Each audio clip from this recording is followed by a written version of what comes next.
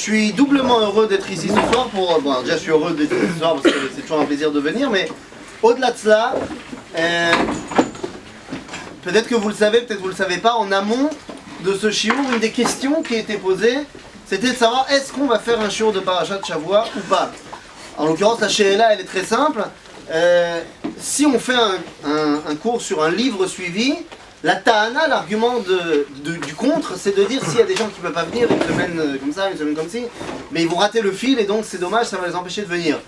Et donc la Parashat Shavua, si j'en ai raté une, lichora, et je dis bien lichora, a priori, je peux quand même venir la semaine prochaine. Et pourtant, il est évident qu'une étude suivie de la Parashat Shavua, et c'est ce qu'on a dit quand on a commencé à étudier ensemble, les parachutes, elles ne sont pas à prendre séparément les unes des autres. Il y a un tout qui forme la Torah, et donc chaque paracha est relié à celle qui la précède et à celle qui va venir. Maintenant, des fois on arrive à le voir, des fois on le voit moins, et des fois c'est extrêmement... On a terminé le shiur sur du métar. Et je suis très content parce que la semaine dernière, on est arrivé à cela, puisque je fais un previously dans le shiur de Givat Shmuel. La semaine dernière, on a terminé, on a étudié sur les makot, sur les 10 plaies, et notre cours en fait était là pour nous expliquer que ces 10 plaies avaient pour seul et unique but, dans le cours je parle, d'expliquer à Pharaon, de le convaincre qu'Am Israël mérite d'être celui qui maintenant va diriger l'histoire du monde. Et on a vu, au fur et à mesure des 10 plaies, qu'à chaque fois Pharaon avait un argument différent, et à chaque fois Moshe a répondu jusqu'au dernier argument. Certes, vous êtes les patrons, mais qui me dit qu'au moment même de la pensée créatrice, avant même la création, qui me dit que Dieu avait d'abord pensé à l'Égypte ou d'abord à Israël? C'est le Mifran du Réchit, et donc la dernière plaie c'était Makat Bechorot. On a regardé quelles prémices étaient touchées, et c'était les prémices des Égyptiens. À la fin de cette 10e plaie, alors que Pharaon n'aurait pas dû nous laisser partir, pour la simple raison qu'il savait qu'il n'y aurait pas une 11e plaie, donc il avait payé, comptant sa volonté de ne pas nous laisser partir. Il n'était pas du tout menacé par une 11e plaie, et pourtant il nous laisse partir. Il nous laisse partir parce qu'il a compris, il a accepté et intégré qu'Am Israël doit sortir d'Égypte. D'ailleurs, il va même jusqu'à dire à Moshe et à Aaron, partez comme vous l'avez dit, ou berachtem gam oti. Nous avons terminé la semaine dernière sur cela en disant, et bénissez-moi, j'admets maintenant non seulement que vous partiez, mais que vous êtes une source de bénédiction. Et il y a des questions qui ont fusé, à savoir, alors si le cours de la semaine dernière était vrai, et que Pharaon a accepté est d'accord avec le fait qu'on sorte, pourquoi il nous poursuit cette semaine? Pourquoi Pharaon, s'il a accepté les 10 plaies et ce qu'elles représentent, pourquoi Pharaon vient et nous poursuit dans la paracha de cette semaine, paracha de Béchalach? Et je vous avais dit, eh bien ça, nous y répondrons la semaine prochaine. Et donc ça va être notre sujet aujourd'hui. Donc c'est très sympathique de pouvoir faire un cours en plusieurs épisodes. Ça va être le sujet de ce soir. Pourquoi Pharaon nous poursuit? Rappelez-vous, on prend comme postulat de départ que Pharaon, c'est pas un petit joueur, c'est quelqu'un de très grand, avec une honnêteté intellectuelle, il nous l'a prouvé dans les 10 plaies. Et donc il va falloir voir quel est son argument, pourquoi il vient nous poursuivre, qu'est-ce qu'il y a derrière tout ça. Alors tout d'abord, Parashat Béchalach, on l'a déjà dit, lorsqu'on a commencé notre étude, on a déjà cité cet enseignement du Talmud, de Maseret Megillah, page 14, une phrase bien connue, chez Nevoa, chez Utzrecha ledorot nirteva, et chez Lo Utzrecha ledorot lo nirteva. Une prophétie qui sert les générations est mentionnée, est écrit, c'est une prophétie qui ne sert pas les générations, n'est pas mentionnée dans le Tanakh. Vous savez qu'on a eu à peu près 1 200 000 prophètes dans le peuple juif. Parce que le Talmud nous dit qu'il y a eu Kiflaim Keyotse Mitzraim Neviim. Donc 2 fois plus que ceux qui sont sortis d'Égypte. Si on prend au niveau minimal que seuls les hommes, 600 000 hommes, donc 2 fois plus, 1 200 000 prophètes. Et pourtant on n'a pas 1 200 000 livres dans le Tanakh. C'est qu'il y a plein de prophètes qui n'ont pas laissé de traces au niveau de leur prophétie. Pourquoi? Parce que c'était des prophéties qui servaient l'instant, mais qui ne servaient pas les générations. Et c'est pour ça qu'elles ne sont pas mentionnées dans le Tanakh ou ailleurs. Par exemple, je ne sais pas si vous avez eu l'occasion d'aller visiter la ville de Lachish. Ville de Lachish, on a les fouilles archéologiques de Lachish, et là-bas on a trouvé des choses extraordinaires. Par exemple, les Kharse Lachish, les les petits morceaux de lettres de l'Achish qu'on a pu retrouver, près de 1500 morceaux de lettres, et on a trouvé plein de choses très intéressantes. Parmi toutes ces choses-là, on voit le divoire, le compte-rendu du Rosh HaMetsuda, du chef de la garnison de l'Achish, au roi de Jérusalem. Nous sommes sous les attaques de Sancheriv, roi de la Assyrie, on est en moins 700 et quelques, et on voit là-bas qu'il y a des... Bon alors il nous dit combien il y a à manger, combien il y a à boire, quelle est la motivation des troupes, et comme ça, au milieu du compte-rendu, il dit « Et le prophète nous a dit X, Y, Z ». Ça fait partie du rapport quotidien, qu'est-ce que dit le prophète. Voilà. Et pourtant, il n'y a pas un livre dans le Tanakh qui parle de cette prophétie-là. Les prophéties qui servent les générations sont mentionnées dans le Tanakh, et donc il est évident que ce qui est marqué dans la Torah nous sert à nous. On a commencé en disant ça la semaine dernière et les semaines d'avant, lorsqu'on a parlé de Moshe, pour dire que si on parle dans le Sefer Shemot de la Géoula, la sortie d'Égypte, et que c'est une Géoula prototypique, évidemment que ça doit être mis en relation directe avec la Géoula que nous vivons aujourd'hui. Et donc il en va de même pour cette paracha qui est concrètement la sortie d'Égypte. Jusqu'à présent, c'était les prémices, les préparations à la sortie. Quelle est l'identité du Goël? Avec Moshe, on a étudié qu'est-ce qui va précéder la sortie d'Égypte, comment convaincre Pharaon, les nations, on a vu. Maintenant, on va sortir concrètement. Et comment convaincre le peuple juif aussi? Alors ça, on l'a pas vu justement, mais effectivement, le peuple juif, il veut pas forcément sortir. Nachon. Mais ça, on aurait déjà pu en parler, parachat Vaïgash, hein, où le peuple d'Israël s'empêtre dans l'Égypte et ne veut pas partir. Nachon, bien évidemment. Et donc ici, cette paracha a pour rôle de nous expliquer comment on sort concrètement d'Égypte. C'est la sortie. Alors, on va revenir évidemment dans quelques minutes sur Pharaon, pourquoi il revient. Mais j'aimerais qu'on commence par un truc qui, l'Ichora, a priori, n'a rien à voir. Une Mishnah purement technique, dans le traité de Edouyot. Alors pourquoi je parle de cette Mishnah-là? Parce que c'est ma deuxième introduction, dernière introduction, je vous rassure. Si une prophétie qui sert les générations doit être écrite, il y a un autre grand problème qui nous a suivis pendant 2000 ans d'exil, et je pense que c'est important de le mentionner ici. En plus de la malédiction qu'a été l'exil, je rappelle ici que l'exil c'est une malédiction, c'est pas un kiff. Même si des fois on a réussi à s'arranger avec l'exil, l'exil reste une malédiction. Je vous rappelle qu'elle est mentionnée dans les Klalot de Parashat Bechukotai. C'est une malédiction, c'est pas top. Et une des grandes tares de l'exil, c'est que nous avons changé complètement le métier de Dieu. Pendant l'exil, pendant 2000 ans d'exil, on n'avait pas vraiment le choix, je vous rassure. Pendant 2000 ans d'exil, au niveau de notre conscience collective du peuple juif, Dieu, c'est devenu le grand rabbin du monde. En d'autres termes, qu'est-ce qui l'intéressait? Je vais être très schématique évidemment, c'est volontaire.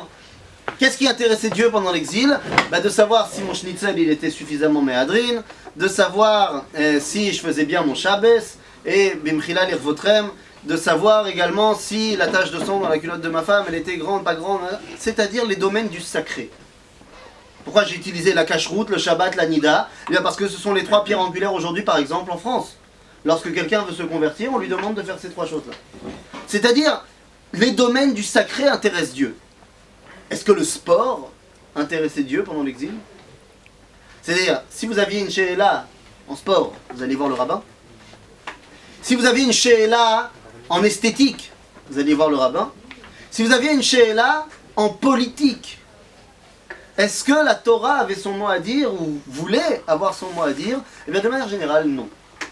Car l'exil a confiné la Torah, comme il le dit elle-même, Bedalet Amot Shel HaHalacha, dans les 4 coudées de la Halacha. Or, en exil, la question politique, c'est pas du domaine de la Halacha, puisque c'est les goïms qui gèrent. Maintenant, le problème, c'est que tous les matins, alors vous allez me dire, c'est le matin, c'est très très tôt, on n'a que une moitié d'œil réveillé, mais il n'empêche que l'une des premières phrases de la Tfila, c'est Adon Olam, Asher Malach, Beterem Kol et Tzir Nivra. Dieu n'est pas rabbin. Si déjà il a un boulot, c'est quoi? Adon Olam. Il est le maître du monde. Ce qui veut dire que tous les domaines du monde l'intéressent. Bien sûr, Shabbat ça l'intéresse, bien sûr, Kashrut, bien sûr, Nida, ce que vous voulez. Mais également, l'économie, la politique, le sport, tout ce que vous voulez. Tout l'intéresse. C'est-à-dire, tout fait partie du dévoilement de Dieu. Et notre rôle, dans cette paracha de Béchalach, qui va voir comment le Ham Israël prend sa place au niveau politique, eh bien c'est très important de dire que c'est Torah. Comme disait le Rav Tzvi Yehuda Kook, il avait l'habitude de dire que politika shel Eretz Israël, c'est Torah. La politique de la terre d'Israël, c'est la Torah. C'est le dévoilement de Dieu dans le monde. Alors, sans plus attendre, voilà, toutes ces introductions pour vous amener à cette Mishnah, qui a priori est purement technique. De quoi on parle? Mishnah dans le traité de Eduyot. Qu'est-ce qui se passe? Bon, c'est une Mishnah qui est purement pas intéressante, dans la mesure où, déjà c'est une Mishnah, et donc c'est de l'étude, ce qui veut dire forcément je vais en perdre certains, et deuxièmement, c'est en plus, non seulement c'est de l'étude, mais en plus c'est un sujet qui n'a plus cours aujourd'hui. Super, c'est comme ça qu'on fait dans les yeshivot. On étudie d'Afla des Masertot, qui sont pas les Maasé. Pour pas que Chas Veshalom, tu te dises que j'étudie pour pouvoir faire... Non, j'étudie pour l'équipe d'étudier. Ashkenazim. C'est fantastique. Un jour, il faudrait débattre de comment l'étude Ashkenaz et l'étude Séfarade se sont séparées. C'est deux concepts de vie. Mais bon, là, malo. La Mishnah, dans le traité de Eduyot, nous dit la chose suivante. Qu'est-ce qui se passe pour un homme qui est à moitié esclave et à moitié libre? Alors, comment c'est possible d'être à moitié esclave, à moitié libre? Eh bien, il s'agit d'un homme qui aurait été acheté par deux shutafim, par deux partenaires. Je parle d'un temps, évidemment, où l'esclavage est là, est connu. Alors, comment ça se fait que dans le peuple juif aussi? Bah oui, il y a des cas comme ça, voilà ça. Et donc, disons qu'il y a deux partenaires qui ont acheté un homme. Il était trop cher pour un, ils se sont mis à deux, ils l'ont acheté. Donc, un jour il bosse chez lui, un jour il bosse chez lui, tout va bien.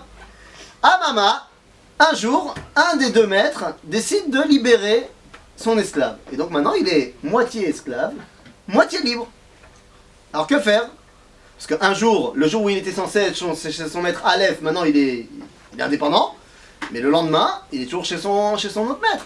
Alors que faire? Eh bien, mi shechetzio eved vechetzio ben chorin, oved et atzmo yom echad ve et rabo yom echad. Bon, jusque là tout va bien. Un jour il bosse pour lui, un jour il bosse pour son autre maître. Kedivre Bet Hillel. Aval, le problème c'est que Bet Shammai, ils nous disent, Bet Shammai omrim, tikantem et rabo. Aval ve et atzmo lo tikantem. Pour son patron qui l'a pas libéré, c'est bon, il est pépère. Mais lui, il a toujours un problème. Quel est le problème? Nous dit Bet Shammai, il peut pas se marier. Parce qu'il peut pas se marier avec une femme libre, parce qu'il est quand même à moitié esclave. Il peut pas se marier avec une esclave parce qu'il est à moitié libre. Asmaya, c'est... Hein? Il se marie avec deux. Il se marie avec deux. Une moite-moite aussi. Kaniré, semble-t-il que pour Bet Shammai, ça n'existait pas une femme qui est moite-moite. Semble-t-il. En tout cas, Bet Shammai, ils disent donc c'est pas possible. Qu'est-ce qu'ils disent Bet Hillel? Ils disent c'est pas grave, ça ne se mariera pas. Ça va. C'est tellement rare comme cas. Et là, Bet Shammai nous disent comment? Qu'est-ce que j'apprends? Il se mariera pas?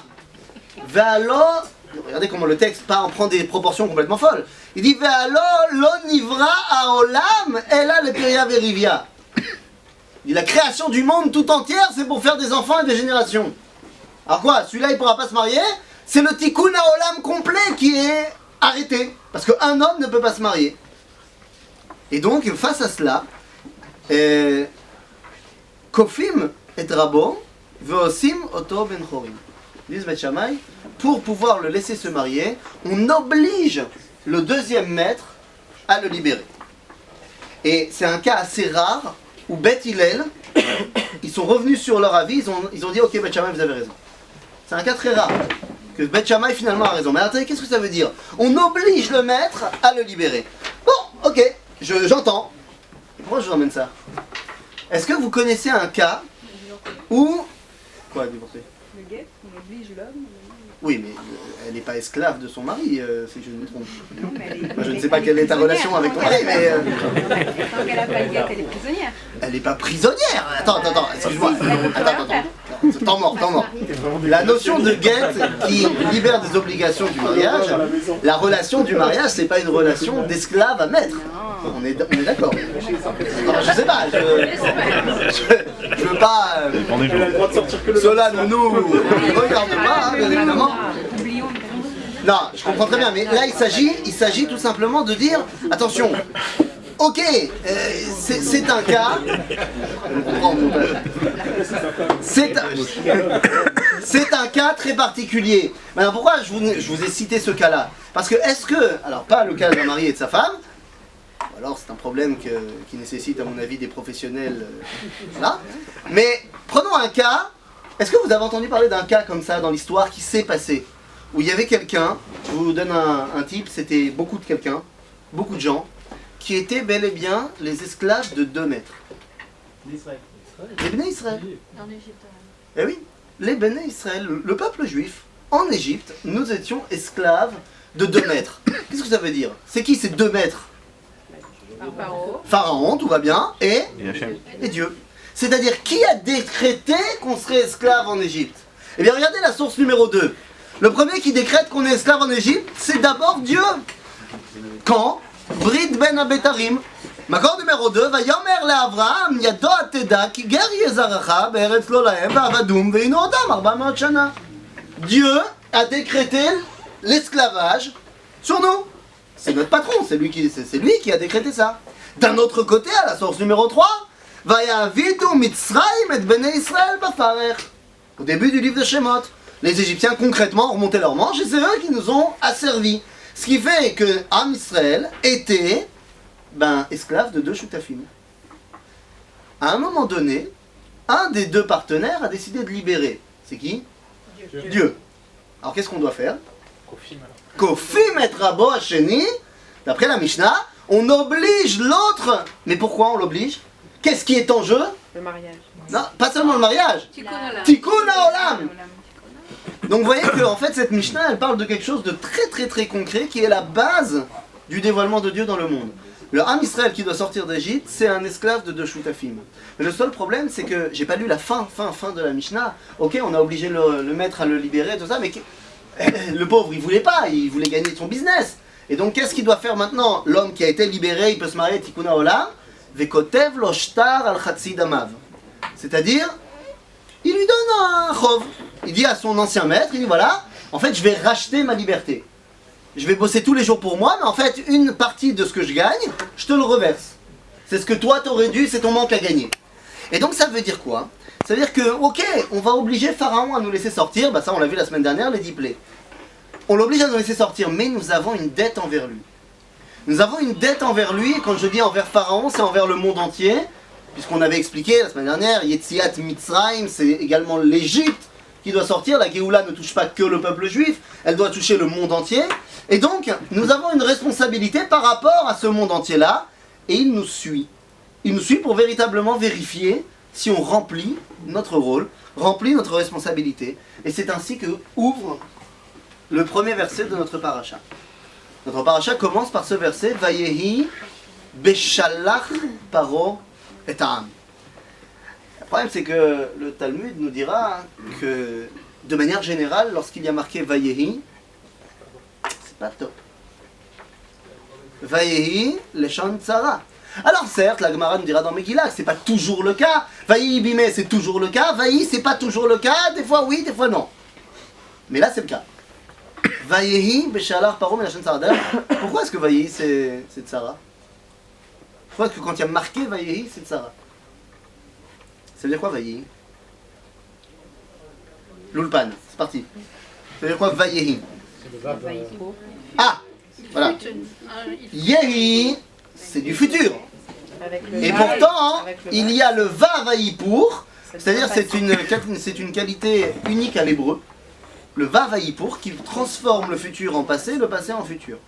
Et qu'est-ce que ça veut dire? C'est extraordinaire. C'est-à-dire que j'ai pris un passé, le passé c'est par définition mauvais. Pas mauvais, mais nostalgique. C'est passé, c'est fini, je peux plus rien faire. Il est figé ce passé. Imaginez-vous un passé que je transforme en avenir avec plein de possibilités, avec toute la vie devant moi. Ça fait plaisir ou ça fait pas plaisir? Ça fait plaisir. La reine Haya, c'est du passé. Vehaya, c'est du futur. Il nous dit la Gemara, tout endroit où il y a marqué Vehaya, c'est Simcha. Mais quand tu prends un futur qui était plein de potentiel et tu l'as figé en passé, Vayehi, c'est Tzara. C'est terrible de prendre un futur plein de potentiel, de figer. La Shon Tzara. Vayehi Beshalach Paro et Ta'am. Alors Beshalach, comment il nous a fait? Un coup de pied aux fesses et il nous a mis dehors? Bah pas vraiment. D'après le film, oui. On a déjà dit ici qu'on n'était pas d'accord avec le film. Parce que regardez ce que marque ici. Je vous ai marqué la Torah Tmima, l'accord numéro 4. Vayi Beshalach Paro. Nous dit la Torah Tmima. En Shaloach Shiluach Kan Ela Levia. C'est-à-dire, il nous a accompagnés. C'est ce que dira Rashi, il a mis des mecs en poste pour bien être sûr qu'on n'aille pas ailleurs que ce qu'on avait dit qu'on allait. En d'autres termes, on est toujours suivi par ce pharaon, par cette Égypte, par ce monde qui attend quelque chose de nous. Il attend quelque chose de nous, mais qu'est-ce qu'il attend? Et puis c'est qui ce nous? Alors, on a beaucoup parlé des diplés, en fait, pour expliquer la différence fondamentale entre Israël et Mitzrayim. Mais on ne s'est pas vraiment intéressé sur quelle était l'identité de ce nous qui sort. J'ai vu, il y a maintenant plein de publicités sur le nous en hébreu. Qui sont faites par le Keren Achadasha et Israël, qui veulent faire beaucoup de mal au peuple juif, et qui disent, quand les gens dans les politiques ils parlent de nous, c'est qui nous? En gros, ils veulent dire, c'est pas les gens de droite. Eux, ils sont pour les autres. Mais c'est qui nous? Quand on parle de nous là, ce Am Israël qui sort d'Égypte, il est composé de plusieurs factions. Et ces plusieurs factions, elles sont mentionnées dans les premiers versets de notre paracha. Alors je vous invite à prendre Makor numéro 5. Makor numéro 5, c'est tout simplement le début de la paracha. Regardez. Vaï beshalach paro et Am. Donc Am, c'est qui? Donc qui? Nous. Les Bnei Israël. Alors le problème c'est quoi? Vaï beshalach paro et Am, velo nacham Elohim derech eretz pelishtim ki karov hu. C'est quoi? Ki amar Elohim pen yinachem Am. C'est qui ce Am? C'est toujours nous. Ce problème, c'est qu'au niveau grammatical, on n'a pas besoin de le remarquer. Pen yinachamam. Velo nacham Elohim derech eretz pelishtim, ça il l'a fait. Velo nacha otam. Alors pourquoi est-ce qu'après il ne nous dit pas pen yinachmam? Non, pen yinachem am. C'est-à-dire que volontairement, on nous rajoute une deuxième fois l'âme. Parce qu'il s'agit ici d'une autre partie de ce même âme, mais complètement différente. Regardez, on suit. Qui pen yinachem am birotam milchama veshavu mitzrayma. Vayasev Elohim et am. Encore une fois. Alors qu'il n'est pas nécessaire. Vayasev otam. Vayasev Elohim et am. Derech midbar yamsuf. Ok. Et là on nous dit, alors, toutes les 3 fois on a mentionné le am, c'est quel am? Am qui? Am Israël. Regardez la fin du verset. Vechamushim alou bnei Israël me'eretz Mitzrayim. C'est qui? C'est les mêmes? C'est les mêmes, mais il y a une autre appellation. Qu'est-ce que ça veut dire? Eh bien ça veut dire que ça nous met en présence, ici en surbrillance, qu'il y a déjà 4 factions différentes dans le peuple juif. 4 tzibourim, 4 parties différentes qui forment ce peuple juif qui sort d'Égypte. C'est qui ces 4? Eh bien ces 4, je vais reprendre maintenant les versets. Il y a la première partie qui est Vaï beshalach ha'am. C'est-à-dire ce sont des gens qui ne veulent pas partir. On les a mis dehors. Est-ce qu'on a connu ce genre de situation dans l'histoire où l'âme Israël était bien en exil mais que l'exil l'a mis dehors? Peut-être. Oui, je prends. En tout cas, il s'agit d'une partie du peuple juif qui est très attachée à l'Égypte, qui n'aurait pas voulu partir de lui-même, mais l'Égypte l'a mis dehors. Donc c'est Vaï beshalach paro et Am. Sans ça, pardon. 4 factions différentes. Ah, on a dit, parce que au niveau grammatical, on n'a pas besoin de rappeler 3 fois le mot Am. C'est-à-dire que le pasouk, c'est très bien dire la première fois pour savoir de qui on parle, et après de conjuguer les verbes. D'ailleurs, il le fait. Je répète le pasouk. Vaï beshalach paro et Am, donc ça, c'est légitime. Par contre, après, il dit velon nacham, c'est-à-dire velon nacha otam, ce qui est logique. Et juste après, on te dit ki amar Elohim pen yinachem Am. Pourquoi tu redis Am alors que tu aurais pu dire pen yinachem Am? De la même façon, ensuite, Ve'asev Elohim et Am, c'est-à-dire que la redondance de l'utilisation de Am vient nous dire qu'il s'agit d'autre chose. Alors la première faction, on a dit, c'est des gens qui ont été chassés d'Égypte. La deuxième faction, c'est des gens qui veulent bien sortir d'Égypte. Par contre, s'il y a des problèmes en chemin, moi je suis... non. S'il faut... L'Alia, oui, pourquoi pas, mais si après il faut aller faire l'armée et tout ça, machin, non, c'est pas... Non, écoute... On est bien. écoute, l'armée... Alors, tu m'as dit qu'il y a une possibilité de venir faire en Israël, de faire moins d'armée, peut-être. Si j'ai 26 ans, ils voudront plus de moi, alors j'attends un petit peu, machin. C'est-à-dire, je veux bien venir, mais s'il y a des problèmes, bah derrière, nein. Il y a une troisième faction qui nous dit que c'est une faction qui doit passer par Midbar Yamsouf. Midbar Yamsouf? Qu'est-ce qui s'est passé, la Midbar? D'ailleurs, ça c'est un test. Le Rav Cherki enfin moi je me rappelle qu'il nous avait dit ça il y a très longtemps et je l'ai testé cette semaine sur mes enfants et ça n'a pas manqué. Il a dit si tu demandes à n'importe quel enfant qui vient d'un Gan Dati ou qui t'a Aleph, comme Dati, et que tu lui demandes pourquoi les Bnei Israël sont partis dans le désert en sortant d'Égypte, voilà c'est la paracha, qu'est-ce qu'il va te répondre? La manne. Non, c'est pas pour avoir la manne. Non. Mais pourquoi on est passé par le désert? Pour recevoir la Torah. Et toi, t'as pas été dans un Gan Dati, donc tu donnes la vraie réponse qui est celle du verset. Pourquoi on est passé par le désert? Parce que c'était le chemin pour aller en Eretz Israël. C'est-à-dire qu'on n'a pas du tout entendu parler de la Torah à ce moment-là. On ne sait pas ce que c'est la Torah. On veut partir en Israël. Mais, mes enfants ils m'ont dit qu'il fallait qu'on aille recevoir la Torah au Har Sinaï. Donc il fallait pouvoir recevoir la Torah, il fallait y aller.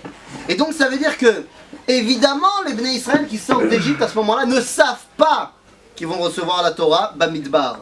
Aval pour nous, le lecteur, a posteriori, quand nous recevons la Torah, et que nous lisons dans la parasha de Shavuot, et que ce soit nous, que ce soit les Bnei Israël 40 ans après l'exil, après la sortie d'Égypte, lorsqu'on parle du Midbar, de facto on parle de la Torah. C'est l'endroit où on a reçu la Torah. Et donc il s'agit ici d'une troisième faction qui dit moi je veux bien venir, je veux bien suivre Moshe, mais à condition que ce soit un pitoiré. C'est-à-dire si c'est pas religieux, moi je viens pas. Et encore une fois, toute ressemblance avec des gens actuels serait purement fortuite et involontaire, bien évidemment. Et il y a une quatrième catégorie qui s'appelle déjà Pu'am. C'est une appellation un tout petit peu plus sympathique. Béné Israël, c'est déjà plus sympa que Stam Ha'am. Seulement ces Béné Israël, ils sont quoi? Chamushim. C'est-à-dire, Rashi, qu'est-ce qu'il nous a dit? Je ne voulais pas marquer, mais qu'est-ce qu'il dit Rashi? Chamushim, c'est alors, Davar Acher, il dit Echad Michamesh. Le premier, c'est quoi? En Chamushim Ela Mezouyanim. C'est-à-dire, la seule traduction de Chamushim, c'est qu'ils sont armés jusqu'aux dents. En d'autres termes, cette nouvelle faction, cette quatrième, c'est les mecs qui ont créé le Palmar. Moi, j'ai aucun problème de sortir, je vais créer les Martarot, à Gdoud et Ivry, et à Palmar, et à Haganah, et à Etzel, et à Lechi, et là on y va. Donc on a 4 factions. Une partie du peuple qui est très attachée à l'exil, mais bon, qu'est-ce que je veux, l'exil m'a fichu dehors, alors je pars. Une partie du peuple qui part, mais qui est très frileux, et qui veut que ça se passe très bien, sinon je reviens en Égypte. Une autre partie du peuple qui veut bien partir à la seule condition que ce soit Toiré ou Mitzvus. Et une autre partie du peuple qui vient parce qu'ils sont chauds. Ils sont chauds. Oui? Si le but était de recevoir la Torah, alors pourquoi le pasuk dit Paninachem Ha'am Birotam Milchama? C'est pas la même direction. Alors, mais on est tout à fait d'accord, c'est pour ça que j'ai dit le but ce n'est pas d'aller recevoir la Torah. Alors, le but. Le pasuk dit Paniru Milchama. Le but c'est pas la Torah, le but c'est d'aller en Israël. Aval, il y a une. Oui? Le but c'est de recevoir la Torah à Sinaï. Pas du tout. Absolument. Le problème c'est que. Non, je vais vous dire pourquoi on n'est pas d'accord. C'est ce que je viens de dire. C'est ce que moi j'ai dit? Oui. Non, j'ai dit que c'est ce que l'enfant au Gan Dati va me dire. Ce que j'ai dit, c'est ce que l'enfant du Gan Dati va avoir entendu de sa Ganénès. Mais le problème c'est que c'est pas ce que la Torah nous dit. C'est-à-dire, à ce moment-là de l'histoire, si vous pouviez interroger un juif, un Bnei Israël qui sort d'Égypte, jamais de la vie il a entendu parler de la Torah. Nulle part, dans aucun rêve, dans aucune transmission orale, quoi que ce soit, d'abord. C'est-à-dire que jamais de la vie, Akadosh Baruch Hu n'a parlé de la Torah à Abraham, Yitzhak et Yaakov. Jamais. Non, mais la révélation à Moshe, il a dit clairement. Il a dit quoi? De recevoir la Torah Ah bon, à ou? Sinaï. Non, la Donc Vous le avez but marqué. à la sortie d'Égypte, c'est de recevoir la Torah à Sinaï. Montrez-moi un verset où il y a marqué ça. Ce qui a marqué dans le buisson, c'est qu'il a dit à Moshe, Ta'avdu oti ala harazé. La vod Elohim Be'ar Sinaï, c'est faire des corbanotes. C'est ce qu'on va faire d'ailleurs, ça n'a rien à voir avec la Torah. On dit bien qu'ils ont passé 40 ans dans le désert avant de recevoir la Torah parce qu'ils étaient tellement un niveau Ils ont pas reçu. avant de recevoir la Torah aussi, ils ont dû passer par un passage dans le désert assez long. Pourquoi? Parce qu'ils étaient arrivés à un tel Un par un. Oui, excuse-moi. Ils étaient arrivés à un tel degré d'impureté en Égypte qu'il fallait absolument essayer de se purifier dans le but de recevoir la Torah. Donc c'était le Messiah là. Ce que tu dis, c'est que il a fallu qu'on reçoive la Torah dans le désert. La preuve en est, c'est que il a fallu passer par les 49 jours entre Pessah et Shavuot pour pouvoir se préparer à la recevoir. Les amis, je ne suis pas contre le fait qu'on a reçu la Torah, on l'a reçue, c'est un fait. La seule chose que je... C'est une Messima, je veux dire, c'est 2 secondes. C'est une Messima. Attends, 2 secondes. C'est une Messima, mais c'est une Messima que Dieu va nous balancer comme ça en plein milieu de rien du tout. C'est pas prévu au programme. C'est-à-dire, lorsque Moshe vient sortir les Bnei Israël, qu'est-ce qu'il leur dit? Le Goël, je viens vous sortir d'Égypte, pourquoi faire? Qu'est-ce qu'il leur dit? Parachat Shemot, Vaera, bon. Il leur dit pour vous amener sur la terre de vos ancêtres, Eretz HaKenaani, Achiti, Aemori, Aprizi, Tatata, Patapou. Jamais il leur a parlé de Torah pour l'instant. C'est-à-dire, ce que je suis en train de vous dire, je sais bien qu'on a reçu la Torah. Ce que je suis en train de vous dire, c'est que dans le projet initial, dévoilé du moins au Béné Israël et à Moshe, parce que dans les textes, peut-être qu'il y a que Dieu, dans un subtexte qui n'est pas marqué dans la Torah, il lui a dit au buisson qu'il va passer par la Torah, machin. Mais pour l'instant, on ne le sait pas. Et rien ne nous oblige à penser que Moshe le sait. Les textes nous disent juste qu'il lui dit au Har Sinaï, vous allez me servir. Servir Dieu au Har Sinaï, ça ne veut pas dire recevoir la Torah encore. C'est-à-dire, d'ailleurs, c'est pas forcément au moment où on a servi Dieu qu'on a reçu la Torah. On a servi Dieu, on a fait des korbanot, et après seulement, il y a eu Matan Torah. Ce qui veut dire que dans l'idéal, projeté et dévoilé au Ham Israël, on ne parle pas de Torah. On ne sait pas ce que c'est que cette Torah dont tout le monde ici connaît la valeur. Mais il y a une différence entre le dialogue de Moshe, par Akadosh Baruch Hu au peuple d'Israël, et le dialogue qui s'établit entre Akadosh Baruch Hu, Moshe Rabbeinu et Paro. Tout à fait. Quand il parle à Paro, bien sûr. On parle d'Avodat Hashem, bien sûr. On parle même pas d'Eretz Israël. C'est-à-dire, évidemment que pour Paro, on va pas parler d'Eretz Israël, il n'a pas besoin de savoir ça. C'est-à-dire que pour Paro, c'est de la mystique, c'est de la datiout. Voilà. Donc on va servir Dieu, pas de problème, d'ailleurs c'est ce qu'il demande. Qui va partir, machin, dit je prends tous mes troupeaux parce que j'ai besoin de servir Dieu, pas de problème. Maintenant servir Dieu, c'est pas la Torah encore. Servir Dieu, pourquoi ça choque pas Paro? Parce que lui aussi il sert Dieu, à sa façon. C'est-à-dire servir le divin, c'est quelque chose de tout à fait normal et naturel à cette époque-là. Maintenant, Torah, mitzvot, on n'a jamais entendu parler de ça. On a tellement jamais entendu parler de ça d'ailleurs que je fais pas un spoiler, mais la semaine prochaine, quand Dieu il voudra nous dire on recevra la Torah, l'Am Israël va dire non. C'est un truc qu'on connaît pas. Le truc dévoilé au Ham Israël, c'est qu'on part pour rentrer à la maison. Maintenant, oui, on a reçu la Torah Bamidbar. La shéla de pourquoi on a reçu la Torah Bamidbar, c'est une très bonne question, à laquelle il faudra répondre par Parachat Yitro. Donc pas cette semaine. Mais une chose est sûre, c'était pas dans le projet du moins dévoilé initialement, ni par Dieu ni par Moshe. Maintenant, toi et moi, hein, on triche, parce qu'on a déjà vu le film. Et on sait qu'on va recevoir la Torah. Et on sait que c'est important. Et on sait qu'on a eu besoin de passer par 49 jours de dévoilement et de purification, ce que tu veux. Mais il n'empêche que ça ne fait pas partie du projet initial. 7 fois dans le livre de Bereshit, Akadosh Baruch Hu, il fait une alliance avec Abraham, Yitzhak et Yaakov.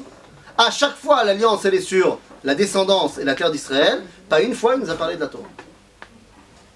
Alors, est-ce que ça veut dire que c'est pas important? Eh ben, Daïchelo, c'est Mohat Chachouv. On ne pourra pas faire sans. Mais il faut bien comprendre qu'à ce moment-là du film, les Bnei Israël qui sortent ne savent pas. D'ailleurs, c'est pour ça que lorsque je dis il y a des gens ici qui sont attachés au Midbar, eux ne savent pas vraiment ce que ça représente. Nous, on le sait. D'accord? Donc nous avons ces 4 factions qui sortent d'Égypte. Ok, 4 factions qui sortent d'Égypte, mais le problème, c'est que ces 4 factions qui sortent d'Égypte, a priori, ne devraient pas du tout être embêtées par Pharaon.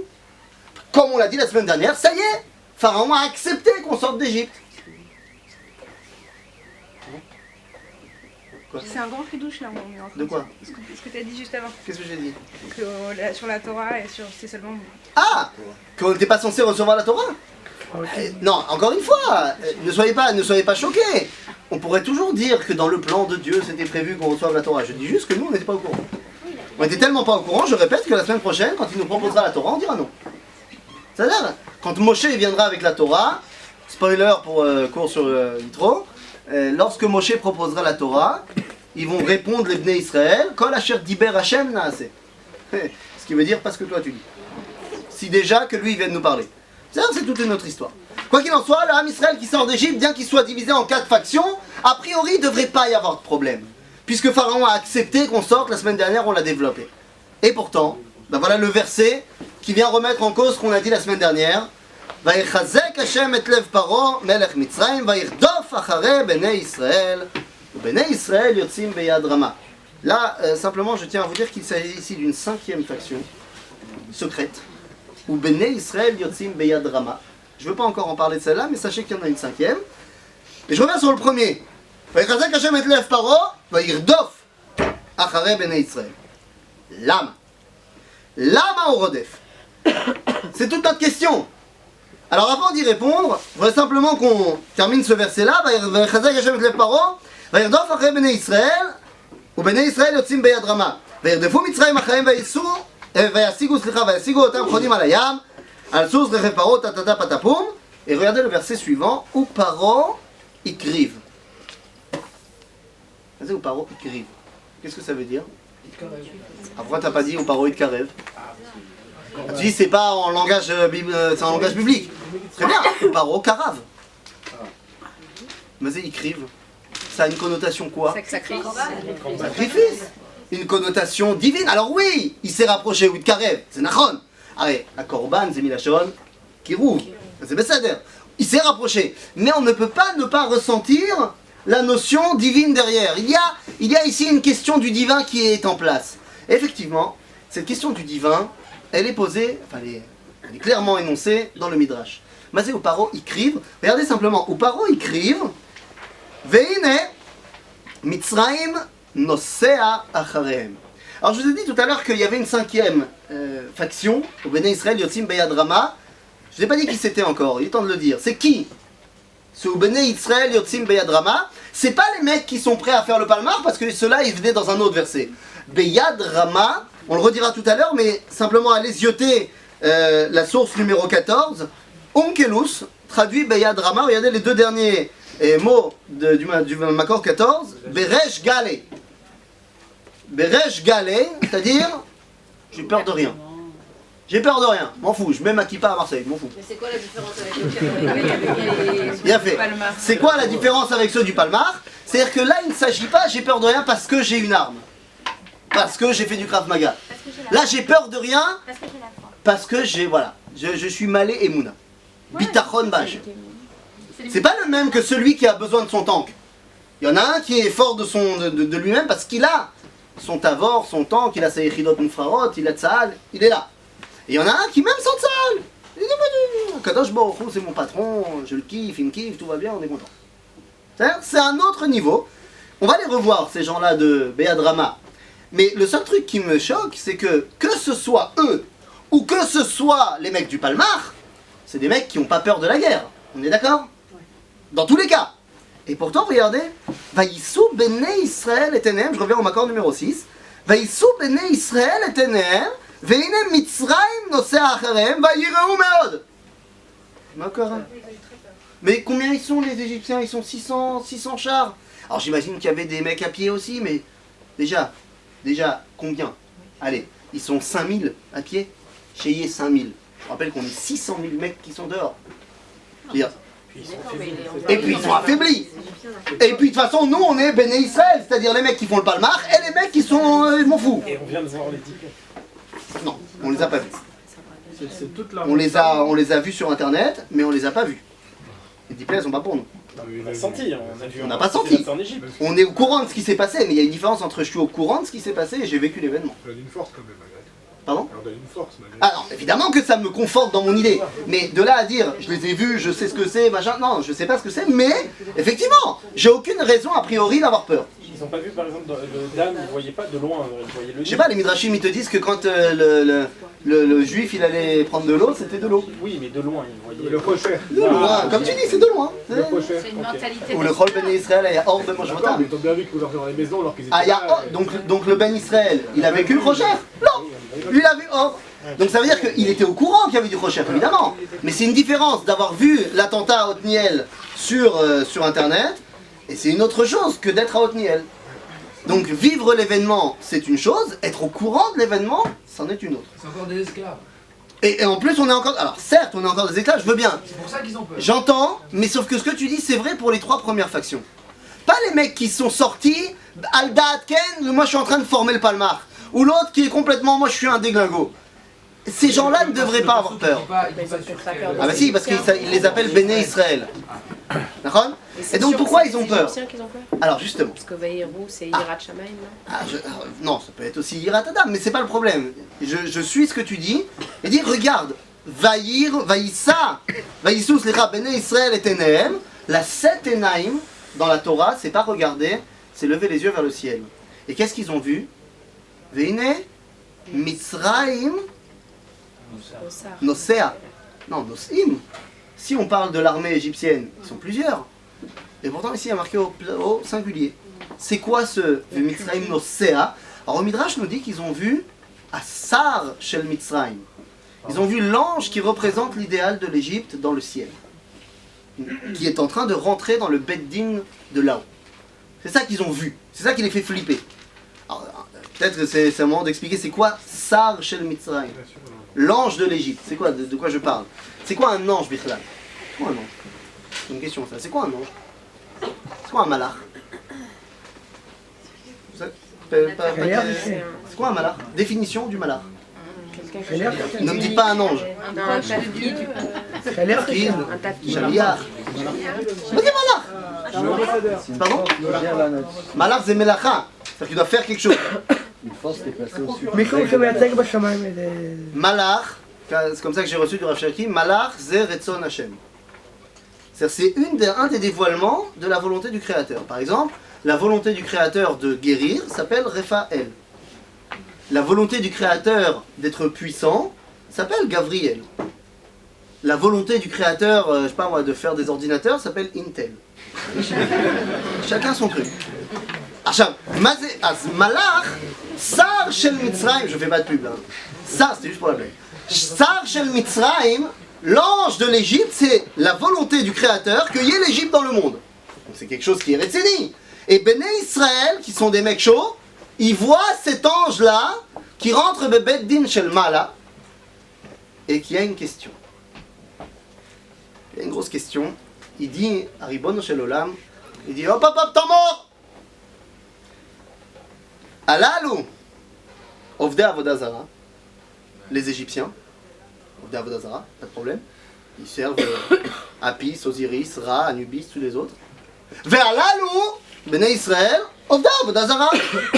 Ils ont un fil rouge, ils ont un porte-clés avec la photo du Baba Saleh, aussi ils sont à Avodah Zara. Évidemment que derrière la blague, je vous rappelle que Sefer Yecheskel nous apprend que les Bnei Israël qui sortent d'Égypte, c'est Ovdei Avodah Zara, la Méhadrine. On est Oved Avodah Zara, la Méhadrine. Mais quoi à l'époque? C'était quoi? Ah, on est comme l'Égypte. On est tombé dans toutes les Tumot Mitzrayim. C'est-à-dire quand on te dit, le fameux Midrash, ils ont gardé leur langue, ils ont gardé leurs vêtements, ils ont gardé leur nom, c'est tout ce qu'ils ont gardé. C'est-à-dire, ne t'en fais pas, le dimanche, ils sont à la messe. On n'avait pas encore la Torah. Ah, j'ai pas accusé qui que ce soit. Mais est-ce qu'ils sont en Oved Avodah Zara?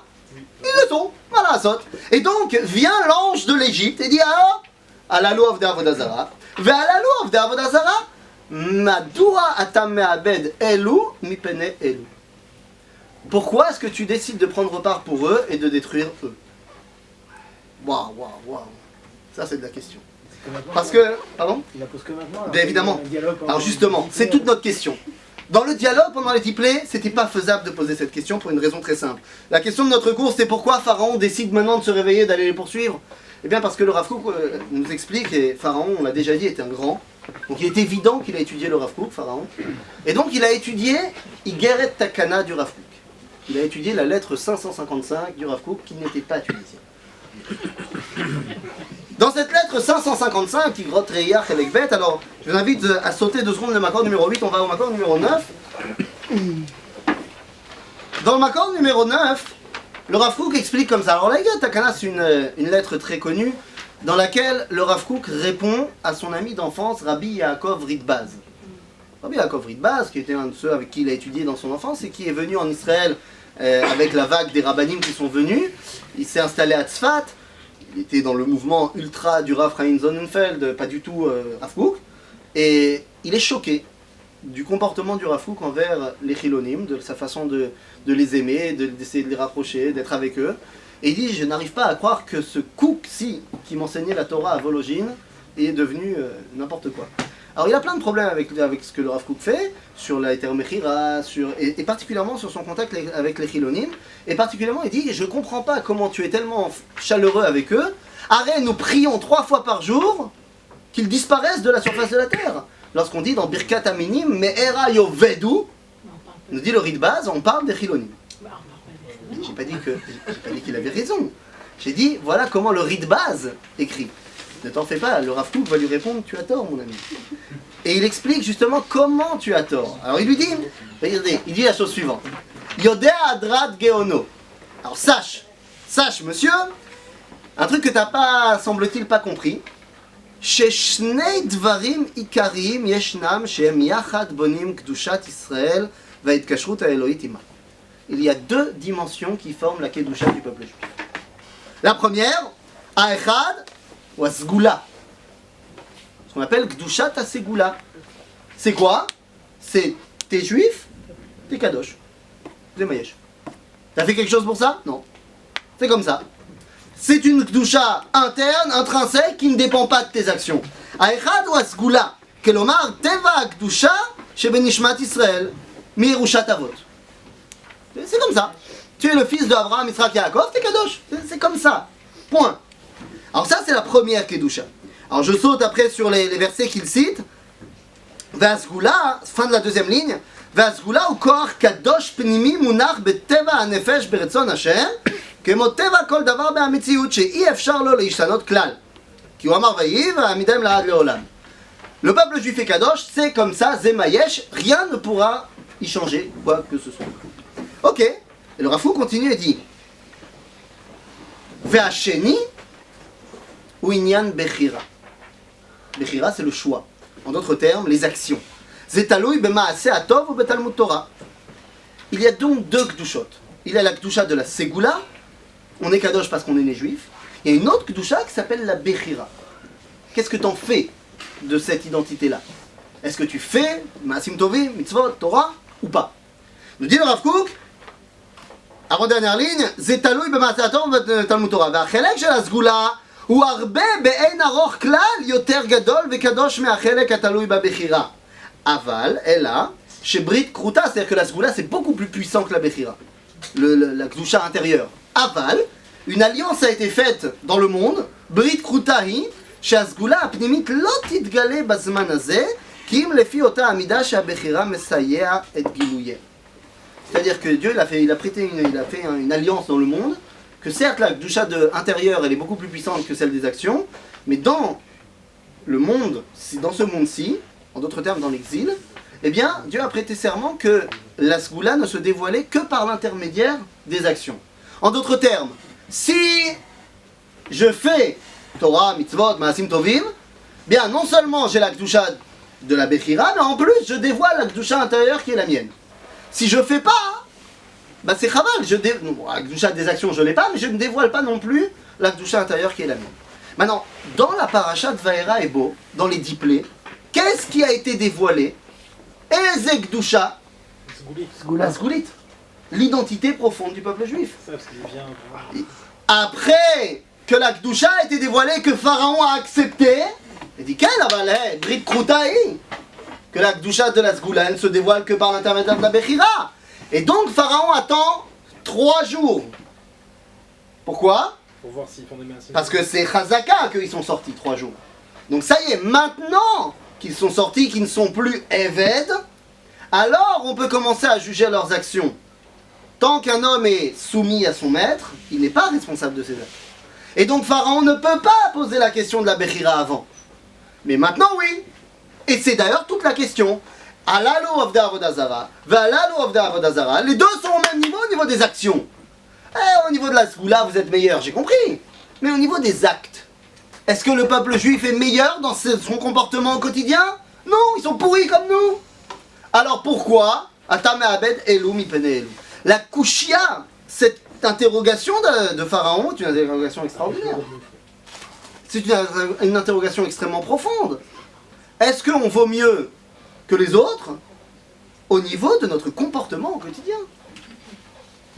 Au pire, la réponse est non. Alors, si la réponse est non, il n'y a aucune raison que vous preniez le... Oui, mais la Sgoula ne se dévoile pas s'il n'y a pas la Bechira. Donc, non, c'est comme si elle n'était pas... Elle est là, mais elle n'est pas là. Elle est là, mais tu peux rien en faire. Donc, autant nous laisser nous gérer avec nos pyramides. C'est-à-dire, tant que tu n'as pas dévoilé que tu méritais de faire quelque chose, tu ne mérites pas. Et c'est une vraie question. C'est tellement une vraie question que ça fait peur à tout le monde. Et ça fait tellement peur à tout le monde. Regardez le Makor numéro 8. Je reviendrai au 7 juste après. Ça fait tellement peur à tout le monde que ça fait pas seulement peur à ceux qui ont vu Sar Mitzrayim. Ça fait peur à tout le monde. On a dit combien il y avait de katotes, combien il y avait de factions. 4 qui sont en 5. Alors la 5 on la laisse de côté pour l'instant, mais il y en avait 4. Je rappelle, ceux qui étaient proches de l'Égypte, ceux qui étaient, moi je veux que tout se passe facilement, ceux qui sont des religes et ceux qui sont des militaires.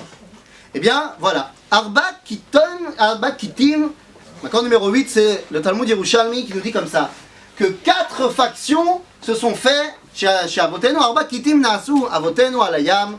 C'est-à-dire que, imaginez-vous le schéma. Devant nous la mer, à gauche, à droite le désert, derrière nous l'Égypte qui arrive. Situation de stress total. Comment on réagit? Bah évidemment, que font les juifs à ce moment-là? Ils se disputent, c'est normal. On est juif ou on n'est pas juif? Et donc, Arba Katot Naasu Avotenu Alayam. Achat Omeret. Alors la première dit, c'est trop compliqué, j'en veux Nippon Layam. En d'autres termes, suicide collectif, les gars. Alors on en a tellement bavé, ça suffit. Ok? Ça? Vacheni, Nippon Layam. Ok? Hacheni Amra, Vachat Omeret. Écoute, c'était une bonne idée. Hein? L'Alia, le projet, c'était sympathique. J'ai parlé avec le chalier de l'agent juif, tout s'est bien passé. Mais bon, concrètement, on voit qu'on a essayé de venir à Givat Shmuel. Hein? C'est sympathique, hein? Mais trop compliqué. Narzor les Mitzrayim. Ah, écoute, j'ai un cousin à Paris qui a ouvert un truc sympathique, là je peux peut-être faire quelque chose. Une troisième a dit, Achat Amra, Achat Omeret, Naasei Mem Milchama. Ma kara? On vient de faire le palmar, qu'est-ce qu'il y a? Ma, ils sont là, bah nous aussi on est là. Ça va, bien fait mal. Et une quatrième a dit, Achat Amra,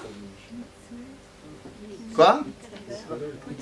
Nispalel, Kulam Lotzi Teilim, allez, tout le monde sort les Teilim, les chauffarots, c'est le moment, Et Ratson, Israël. Ils ont certainement fait un faux cotel à ce moment-là, juste pour qu'on puisse prier devant. C'était le moment des Teilim. D'accord? Vous connaissez bien. Alors Cherki m'a raconté qu'un jour, pendant la deuxième intifada, quand il y avait des moments difficiles, il a vu qu'il y avait des grandes modaot, pratiquement tous les... Enfin, de temps en temps, comme ça, ils organisaient des grandes filotes, Bemerat à Marpella.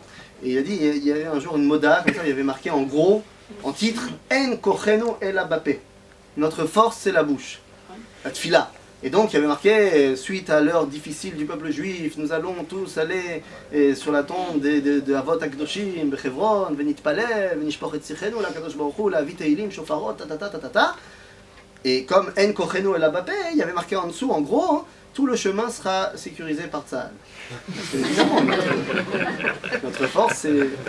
Alors j'ai répondu à Rav Cherki, je lui ai dit, bah oui, c'est pour l'aller. Au retour, il n'y a plus besoin. Quoi qu'il en soit, donc on a 4 factions, qui d'ailleurs sont les 4 façons de réagir quand on est acculé. C'est-à-dire, il y a des gens, lorsqu'ils sont dans une situation de désespoir, qui vont dire, je lève les bras. Il n'y a plus rien à faire, allez, j'en peux plus. Il y a une autre façon de réagir qui est une réaction humaine, de dire je me rends. Il y a une autre façon de dire c'est bah, je suis dos au mur donc j'attaque. Et la recherche dans le spirituel, c'est également une façon humaine de réagir par rapport au problème. Et le problème c'est que ces 4 façons de réagir, elles sont pas bonnes. Elles sont pas bonnes pour une simple raison. Aucune des 4 ne rajoute de mérite au peuple juif. C'est-à-dire ces 4 façons de réagir, comme je viens de vous le dire, sont des façons de réagir humaines par rapport à une situation de crise. Or, ici, la question qui est posée par Pharaon, c'est quoi? C'est de dire, au niveau de vos actions, est-ce que vous méritez plus que nous? Si nous, on était dans cette situation, comme vous, on aurait fait pareil. D'ailleurs, on a fait exactement pareil, pourrez vous dire Pharaon.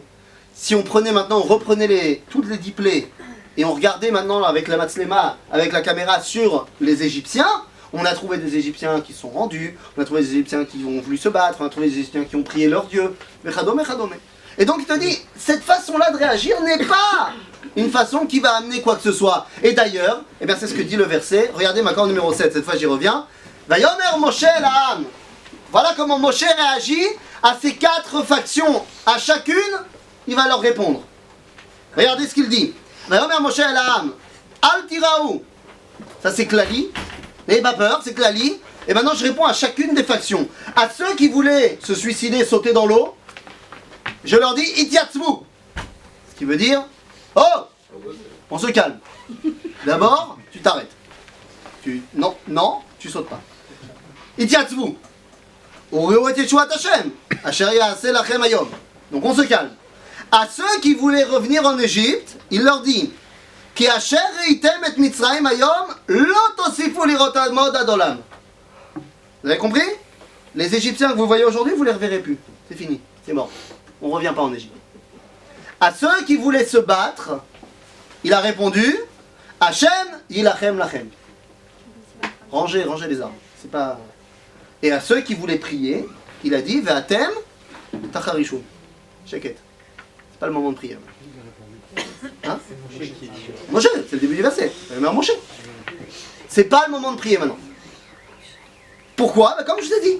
Parce que la question qui est posée, c'est une question de Osafat Srout. Il faut rajouter un mérite dans le peuple juif. Ces 4 façons de réagir n'ajoutent rien. Alors qu'est-ce qu'il faut faire? La foi en Dieu, la Mémouna en... Et alors? La foi en Dieu, ça va avancer à quoi? Et ça va avancer à quoi? J'ai foi. La foi, c'est pas un acte.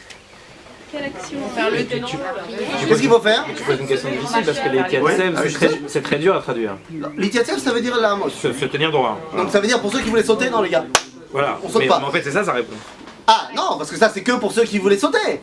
Et puis ça n'avance à rien, tiens-toi droit. Et alors, on fait quoi maintenant? On fait rien. On va prendre sur nous. On fait quoi? On avance, mais celui qui avance dans l'avancée. On avance dans l'eau. Regardez ici, Makor numéro 10.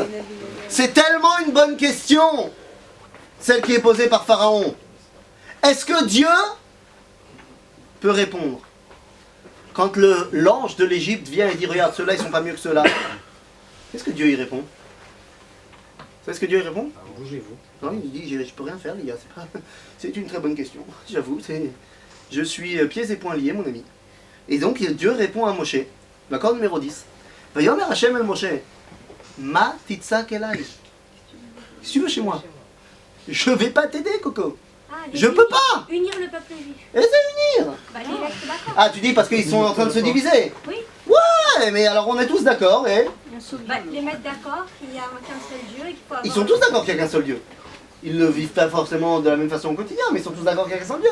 Le seul problème, c'est que, ok, on est tous d'accord, maintenant on fait quoi? Et qu'il nous a fait sortir d'Égypte et qu'il va continuer à le faire. Et donc, Et qu'il faut avancer, on a fait confiance à Moshe. nous dit Akadosh Baruch Hu, Ma titzak elai. T'as compris que c'est pas moi qui peux répondre? Daber el bene Israël, ve'Isaou. Voilà, on a fait confiance à Oh, Moshe au début. dis-leur d'avancer enfin. Qu'est-ce que tu veux chez moi? Bah, te la joue pas religieux maintenant. Yalla, dis-leur d'avancer, Maston Meret. En d'autres termes, c'est quoi la seule réaction à avoir? C'est d'avancer. C'est-à-dire de dévoiler une situation de fait, Bachetach. C'est qui va faire ça? C'est Narshon ben Aminadav. Narshon ben Aminadav, il représente cette 5e catégorie, ce truc secret, où Bene Israël, Yotzim Beyad Rama, ceux qui ont peur de rien, qui sont malais et mouna, c'est Narshon ben Aminadav. Narshon ben Aminadav, lui il rentre dans l'eau, mais il rentre pas pour se suicider dans l'eau. Il rentre parce qu'il a dit, Akadosh Baruch Hu nous a dit d'avancer, on avance les gars. Maintenant attendez, est-ce que Narshon savait que l'eau allait s'ouvrir comme le Midrash il dit? du tout. Pas du tout. Donc qu'est-ce qu'il avait prévu de faire? Nager. Ouais, ou alors de construire un radeau, je sais pas. Pas forcément obligé de nager, mais... Ou nager, ou les... Bon les gars, bon moi je suis quand même le prince de la chevette Yehuda, donc les gars, vous me faites un bateau, on y va, c'est parti. Daber el bene Israël ve'Isaou. Et donc le Midrash te dit qu'il a avancé dans l'eau, et quand il est arrivé là, genre l'eau elle s'est ouverte. Mais en d'autres termes, il s'agit ici de créer une situation de fait Bachetach. C'est-à-dire, tu fais une caravane, et une autre caravane, et une autre caravane, comme dit la Mishnah, Eve mitalmidav shel Aaron, soit parmi les élèves d'Aaron, Oev shalom, verodef shalom, Oev et abriot, ou mi caravane, la Torah. Marqué. C'est pas ça qui a marqué? C'est pas la Mishnah? Je comprends pas. Il faut créer une situation de fait. Maintenant les amis, cette réalité-là avance, qui est la seule réponse à donner, parce que c'est le seul truc qui va t'ajouter un srout, parce que tu prends ta responsabilité, tu prends le destin de ton peuple en main, tu y vas, eh bien c'est la réponse qu'il faut donner. Et regardez ce que dit le Meshech Chochma extraordinaire, quand Dieu dit Ma titzak elai daber el bene Israël ve'Isaou, nous dit le Meshech Chochma, extraordinaire. Rabbi Meir Cohen Simcha de Dvinsk, au début du XXe siècle, nous dit Nira de Mefaresh dechol bnei Israël alchou achar Moshe ketson ben. Il dit comme ça derrière Moshe. Et c'est à ce moment-là, pour ça, parce qu'il fallait donner au peuple juif de bosser un petit peu. Omnam bayam tziva kadosh baruch hu le Moshe sheisa acharei ha'am. Dit le Mashiach Chochma extraordinaire. Dieu il a dit à Moshe, bon tu veux pas arrêter de les embêter un peu? Vas-y, va derrière, laisse-les avancer. Daber el bnei Israël ve'Isaou. C'est extraordinaire, il leur a pas dit, allez fais-les avancer par devant. Non, laisse-les prendre leurs responsabilités. Puisque c'est ça qui est, c'est pas toi qui est mis en question, c'est eux. Daber el bnei Israël, laisse-les avancer. ומה שבאמונתם בו ילכו בתוך הים ובזכות הנסיעה שיבואו תוך המים בים ייבקע להם הים. C'est-à-dire que Meshach Chochma nous dit, Dieu il a dit explicitement à Moshe, maintenant tu t'en vas, tu les laisses marcher. Parce que quand ils te voient, ils vont se dire, Moshe il va nous faire un truc avec son bâton. Forcément, ils ont l'habitude de voir Moshe avec son bâton, dès qu'il y a un problème, il bâtonne et puis tout va bien. Non, tu les laisses, tu vas les... Après tu viendras avec ton bâton, je vais te dire, Netet, Yatra, Layam, je vais te le dire, tout va. En quoi c'est différent de ceux qui voulaient faire la guerre? Ah, parce qu'il ne s'agit pas ici de faire la guerre. Dieu a très bien compris, et Moshe aussi a très bien compris, qu'ils ne sont pas encore au niveau de faire la guerre. C'est-à-dire, pour faire la guerre et gagner cette guerre, il faut une détruire. T'en as pas pour l'instant. Non, mais ils ont pris leur destin en main, ceux qui veulent faire la guerre. Oui, mais sauf que ceux qui ont pris leur destin en main et ceux qui veulent faire la guerre, ils font la guerre parce que c'est comme quand t'es le dos au mur, t'as pas c'est une façon de réagir qui est une façon de réagir pas juive. Mais c'est une façon de réagir humaine, que quand j'ai pas le choix, ben, je suis au bout de la piscine, je peux que remonter, maintenant je vais pousser. C'est un instinct de survie. C'est pas une question ici de rajouter un mérite. Et donc, Nachshon ben Aminadav va véritablement ouvrir la mer. Seulement les amis, cette réalité-là, que nous avons vécue ici et que nous avons gagnée, nous avons béhémet ouvert la mer, on a suivi Nachshon ben Aminadav, on a rajouté un srout, et c'est ça qui a fait pencher la balance, qui fait qu'Akadosh Baruch Hu il nous a fait passer et qu'il a détruit les Égyptiens. Le problème, c'est que cette réalité, on l'a dit, toute névoie qui sert les générations est écrite, donc cette paracha n'est pas là pour nous dire ce qui s'est passé chez nos ancêtres, pour nous dire que ça va arriver. Effectivement, le Talmud nous dit que c'est le problème de la Géoula finale. Il nous dit le Talmud ici, dans la Masechet Sanhedrin, Daf Tzadikret Amud Bet, il dit le Talmud que lorsque viendra la fin des temps, la Géoula, nous, eh bien viendront Saré Aoumot et diront Alalou, Ovdei Avodazara, Ve'alalou, Ovdei Avodazara. Eux, ils regardent la télé toutes les 5 minutes, et eux, ils regardent aussi la télé toutes les 5 minutes, les mêmes séries à philo. Pourquoi tu décides de géouler eux et pas eux? Il nous dit le Talmud, c'est exactement ce qui est marqué ici, l'accord numéro 12. Amar Rav Papa, Hainu de Amreinche. Voilà ce que disent les gens à propos de cette réalité-là de la Géoula. Reit venafal Torah ve'ezil sharelei susia beuria. Évidemment, vous comprenez l'araméen, donc j'ai pas besoin de traduire. Mais pour me rappeler à moi, je dirais que c'est l'histoire de... C'est le titre du cours, Ashor ve'asous, le taureau et le cheval. C'est pas une histoire de La Fontaine, c'est avant La Fontaine. C'est l'histoire d'un shor qui a couru, qui est tombé, qui s'est blessé. Et donc lorsqu'il s'est blessé, eh ben, il a mis le cheval à sa place dans le Evus, dans son enclos. Voilà ce que dit l'Agmara, voilà ce que disent les gens sur la Géoula. Rashi, parce que peut-être que c'est pas très clair cette histoire de shor, de taureau et de cheval. Rashi, Makor numéro 13. C'est le Rashi de cette phrase-là. כשרץ השור ונפל, מעמידים סוס במקומו, באבוסו. מה שלא היה רוצה לעשות קודם, מפלתו של השור, שהיה חביר עליו שורו ביותר.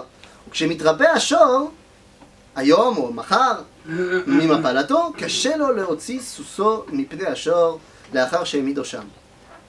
On nous dit que voilà, c'est un homme qui a balabait, il a un champ, il travaille son champ avec son shor, son taureau, évidemment, il est content. Un jour, le taureau court, se blesse, ne peut plus bosser, et donc on le met de côté. À la place, on met un cheval. C'est moins bien qu'un taureau qu'un bœuf pour travailler la terre, mais bon, c'est maillage.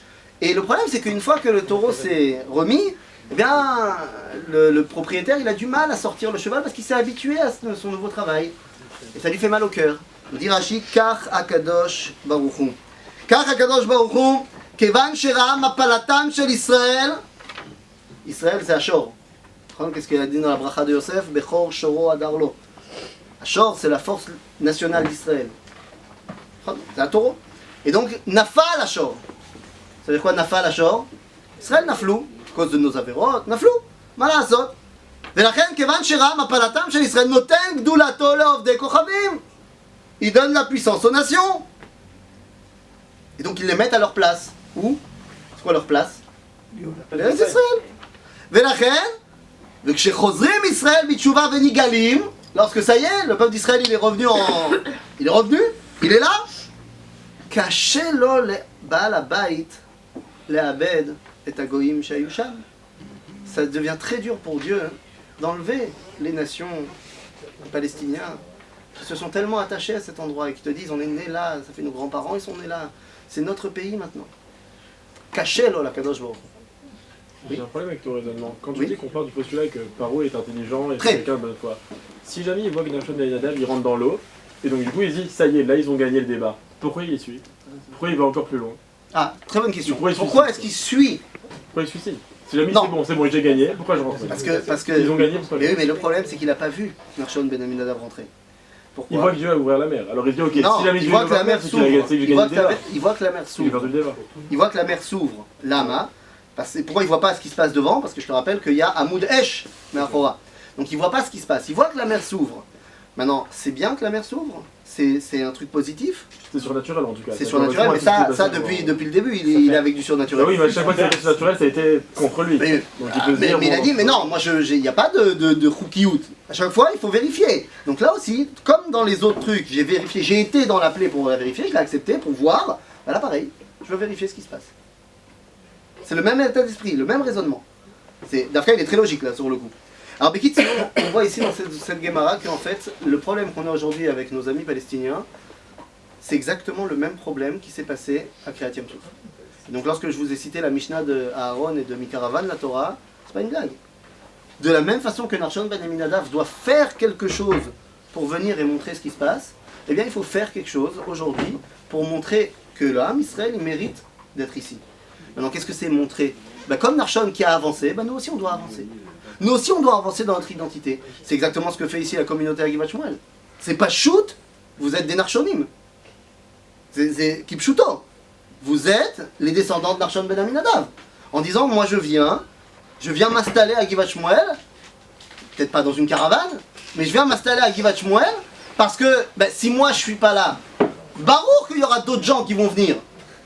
C'est la question de savoir est-ce que l'État juif... C'est une caravane. Ça c'est une caravane. Ça c'est une caravane de luxe. La question de savoir est-ce que ce pays c'est le pays des juifs. Évidemment, si les juifs sont pas là, la question se pose. Mais si les juifs sont là, la question ne se pose pas. D'ailleurs, c'est très intéressant de savoir pourquoi, depuis... Alors, je parle pas du langage officiel chez le public arabe, où là, évidemment, la chose est claire qu'ils veulent Israël de la mer au Jourdain, tout va bien. Mais dans les discours internationaux, jamais on a entendu un président de l'autorité palestinienne, que ce soit Arafat ou Abou Mazen, dire qu'ils veulent de la mer au Jourdain. C'est-à-dire qu'il y a des sougiotes sur Jérusalem, sur la Judée-Samarie, ce que tu veux. Mais jamais de la vie, ils ont demandé le Gush Dan. Bizarre. Pourquoi? Parce qu'il n'y a pas de Sheila. Dans le Gush Dan, il y a 2 millions de juifs. Point. C'est ce qu'on appelle Ouvda Bashatar. C'est un fait concret. Si tout d'un coup, tu as 1 million de juifs qui habitent en Yehuda et Shomron, la Sheila ne se posera plus non plus. C'est ce qui s'est passé, avec Ariel. Exactement. Il n'a rien à mettre. Je donne comme exemple le Gush Dan parce que c'est encore plus probant. Mais pourquoi est-ce que Ma'ale Adoumim, Ariel, ça sort des Sheilot? Parce que voilà, il y a 40 000 habitants, 30 000 habitants. C'est une réalité que lorsqu'on crée un état de fait, l'état de fait il est là. Rabotai, cette réalité-là, on l'a compris. Kriyat Yam Souf, on est sorti. On a montré qu'on était prêt à prendre ce pari et à s'installer. On a mis ce srout. Tu veux dire? Non, simplement une question. Est-ce que les 5 factions finalement sont sorties ou oui, ils sont sortis parce que si déjà on nous montre le chemin, on est prêt à suivre. Il y a pas. Non, il n'y a personne qui est resté sur la plage. Genre, bon, tu sais quoi, je reste. Non, je reste en Israël. Mais en Israël, c'est autre chose. Mais ceux qui sont déjà sortis, qui sont là avec nous, ils sont tous partis. Même dans les 1/5e, il y avait 5 factions. Peut-être, mais ils sont. Tu dis. Oui, non. Dans les 1/5e, il y avait ces 5 factions. Les 4/5e qui sont restés, on n'en parle même plus. Il n'y en a aucun qui est rentré dans l'eau et qui s'est noyé.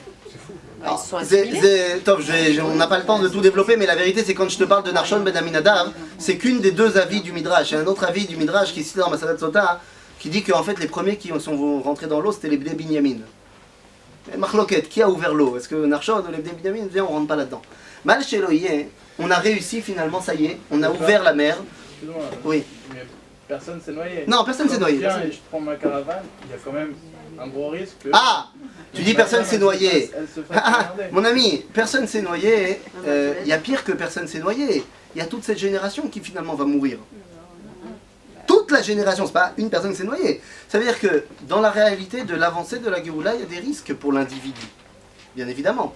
Mais la question ici, elle n'est pas au niveau de l'individu. Ce qui est en train de se poser comme question, c'est au niveau de ce qu'on appelle Klal Israël. Klal Israël, tant au niveau de son identité profonde que de ses actions au quotidien. La question de l'individu, c'est une question effectivement qui est posée, mais qui est toujours posée. Mais là, on parle du Klal. Bekitsour, on est sorti d'Égypte, ça y est, on a gagné, on est bon. Ça veut dire qu'on a montré qu'il y avait une osmose entre la Sgoula et la Bechira. Ah bah alors si c'est comme ça, qu'est-ce qui se passe juste après la Kriyat Yam Souf? On connaît, Shirat Hayam, on chante. D'accord? Ouais, c'est bien, on chante. Je vais pas rentrer là-dessus parce que le Minastam, on aura un cours sur le Hallel et la Shira à l'approche de Yom Ha'atzmaut, donc je vais pas rentrer là-dessus maintenant. Mais ce qui m'intéresse, c'est de regarder ma corde numéro 15. Vaikach Miriam Anevia, Achot Aaron, Atov Beyada, Vatetsena Kol Anashim Acharea, Betupim Umcholot, Vatal Lahem Miriam, Shiru Lashem, Kigao, Gaa, Soz, Verchovo, Rama, Miriam. Miriam, elle a chanté aussi. Lama. Attendez, Lama, ça c'est pas mon problème. Mais, oh, accord numéro 16. Eh, alors, un marche Mouel. Hein, vous la connaissez celle-là? Kol Beisha Herva. Bah c'est ton mérite, Myriam elle a chanté. Joker, j'avoue. Bon Joker. Ou Bechol Zot. Quoi? Myriam, une fille aussi extraordinaire, machin. Myriam elle a chanté. Ok, ils n'avaient pas reçu la Torah, mais elle n'a pas senti que ça se faisait pas de chanter devant les hommes. À chaque fois que je guide des jeunes, des groupes de taglit, machin, dans le bus, ça chante. Et t'as forcément un religieux ou un truc qui vient te dire ah ouais mais attendez, non mais ça c'est quand les femmes, on n'a pas d'écouter une femme qui chante, mais ça c'est quand elles savent chanter, c'est bon. Donc je m'en sors là-dessus comme ça, mais Kol Beisha Herva, bah c'est ton mérite. Alors il y a des gens qui vont te dire ben oui parce que elle a pris le tof, c'est pour masquer sa voix. Bien sûr. Mais bien sûr. C'est pour ça d'ailleurs qu'on te dit qu'est-ce qu'elle a dit, parce que sa voix était tellement masquée qu'on a pu entendre ce qu'elle a dit, non enfin. Ou alors quand on te dit que Dvorah, elle a chanté également. Là, elle avait reçu la Torah pour le coup, Dvorah. Azma, on te dit non, mais elle a chanté devant Barak, c'était son mari, donc c'est Psader. Genre, personne d'autre n'a entendu la Shirat de Dvorah. Non, mais maître. Et Lama. Effectivement, Kol Beisha Herva. Pas tout le temps. Pas quand il y en a plusieurs. Alors, là, mais là, on voit pas qu'il y a les... D'abord, c'est Myriam qui a lancé. Après, elle a emmené les autres. Mais il y a eu, elle a fait un solo, Myriam. Donc c'est le solo de départ qui me pose problème. Et là-dessus, il va expliquer le Chida, Maran Chida. Il nous dit quelque chose d'extraordinaire. Il nous dit, effectivement, Kol Beisha Herva Matai, tout le temps, sauf quand Yesh Ruach HaKodesh.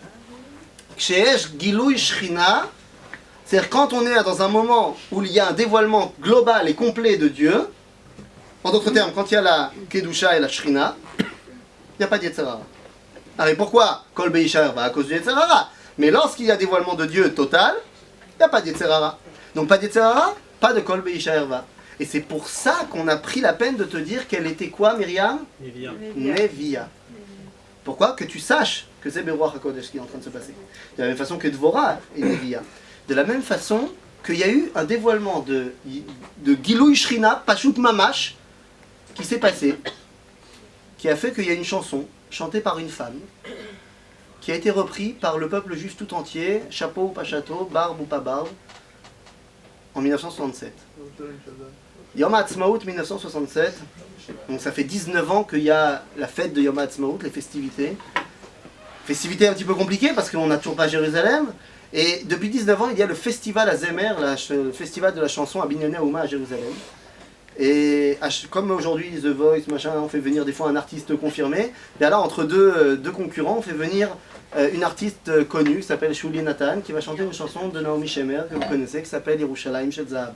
Au moment où elle chante Yerushalayim Shel Zahav, au même moment, à 500 mètres de là, à Merkaz Harav, le Rosh Yeshiva, le Rav Tzvi Yehuda, parle Beruach HaKodesh et dit en plein milieu de son discours de Yom HaAtzmaut, il tape sur la stander et il dit Efo Shrem shelanu, Efo Yericho shelanu, Efo Yerushalayim shelanu, Efo Ever HaYarden, Efo HaGolan, un mois plus tard, on revient dans tous ces endroits-là et on libère Yerushalayim b'Milchemet Sheshet Hayamim.